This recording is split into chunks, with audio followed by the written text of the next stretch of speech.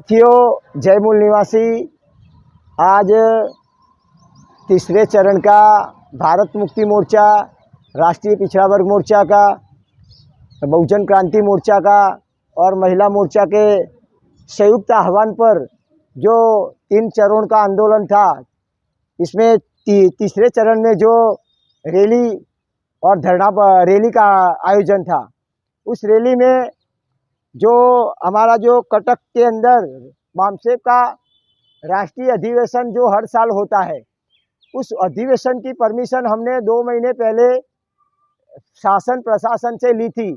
फिर भी जब डेट नज़दीक आई, कार्यकर्ता घर से निकल गए, तो इन लोगों ने हमारे कार्यक्रम की परमिशन आरएसएस और बीजेपी के कहने से ये परमिशन रद्द कर दी। तो संवैधानिक अधिकार जो है आर्टिकल 19, 21 और 14 का उल्लंघन किया और ये खेल आरएसएस और बीजेपी के लोगों ने किया।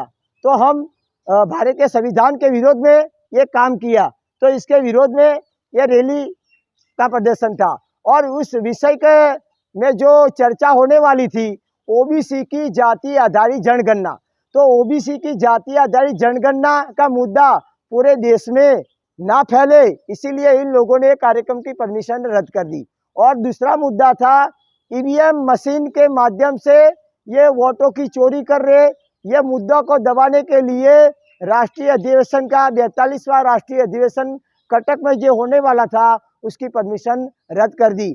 और हमारा जो पंडाल का खर्चा, बहुत सारा खर्चा जो हुआ था, उस सारे खर्चे की जिम्मेवारी सरकार की होगी और सरकार उसका भुगतान करे। इसीलिए हम मांग करते हैं कि ये जो राष्ट्रीय अधिवेशन होने वाला था, उस अधिवेशन का टोटली खर्चा सरकार हमको भुगतान करे और परमिशन दोबारा हमको दे। अगर ऐसा सरकार ने नहीं किया तो हम अगली 22 तारीख को 22/2/2026 को नागपुर आरएसएस ऑफिस जो हेडक्वार्टर है उसका घेराव करेंगे।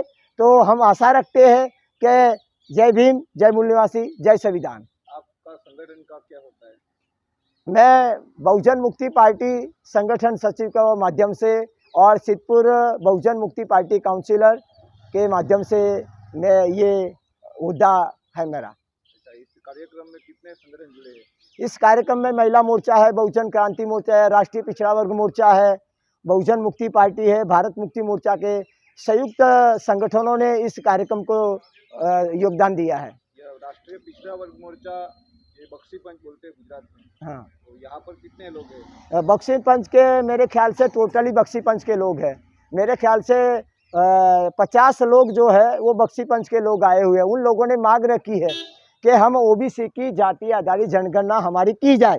इस मुद्दे को लेकर हम पूरे राष्ट्र में, अगर ऐसा सरकार ने नहीं किया तो जो नागपुर में जो 22 तारीख को विशाल घेराव का कार्यक्रम, उसमें हम पूरे नागपुर में जाएंगे। ये महिलाएं, उनकी समस्या है कुछ? इस महिलाओं की समस्या है कि शहर में जो है, जैसे कि पूरे गुजरात में समस्या है कि ओबीसी की जो महिलाएं हैं झुपड़ी जो झुग्गी झुपड़ी में रहते हैं और उनको रिजर्व प्लॉट सरकार की ओर से नहीं दी जा रही।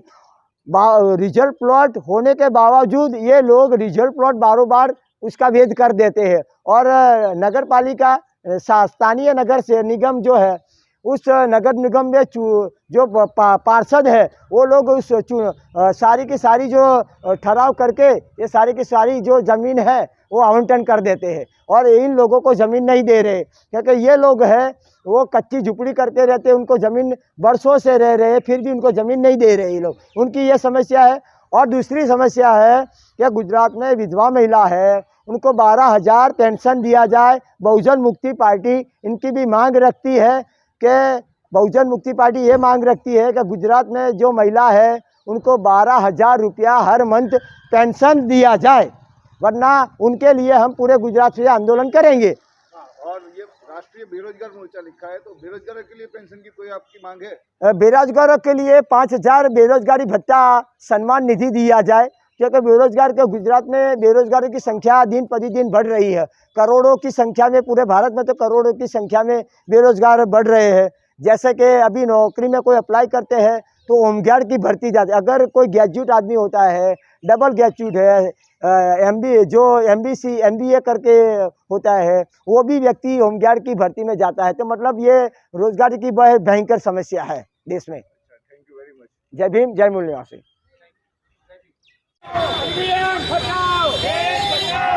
आजादी झूठी है,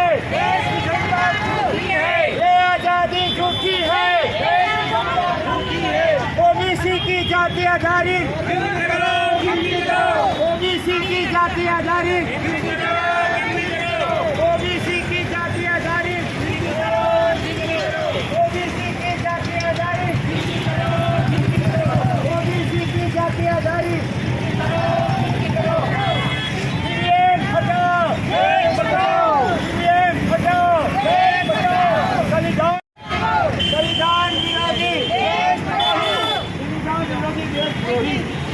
संविधान विरोधी, संविधान विरोधी, संविधान विरोधी, ये आजादी झूठी है, ये आजादी झूठी है, ये आजादी झूठी है।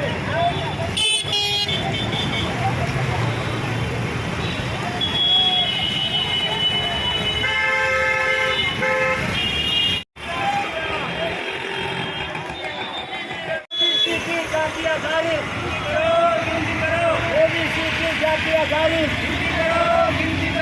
ओबीसी की जाति आधारित, हटाओ, देश बचाओ, हटाओ, देश बचाओ, देश बचाओ, ओबीसी की जाति आधारित।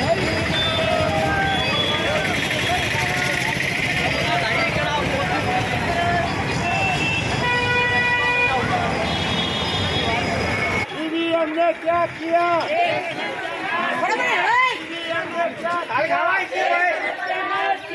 ईवीएम ने क्या किया, ईवीएम हटाओ, ईवीएम। ओबीसी की जाति आधारित, ओबीसी की जाति आधारित, ओबीसी की जाति आधारित, ओबीसी की जाति आधारित। हमारा ईवीएम तुम्हारा, हमारा ईवीएम तुम्हारा। ये आजादी झूठी है, ये आजादी झूठी है, ओबीसी की जाति आधारित, ओबीसी की जाति आधारित। गोली अधिकारों रक्षण करो, रक्षण करो, गोली अधिकारों रक्षण करो, रक्षण करो। संविधान विरोधी,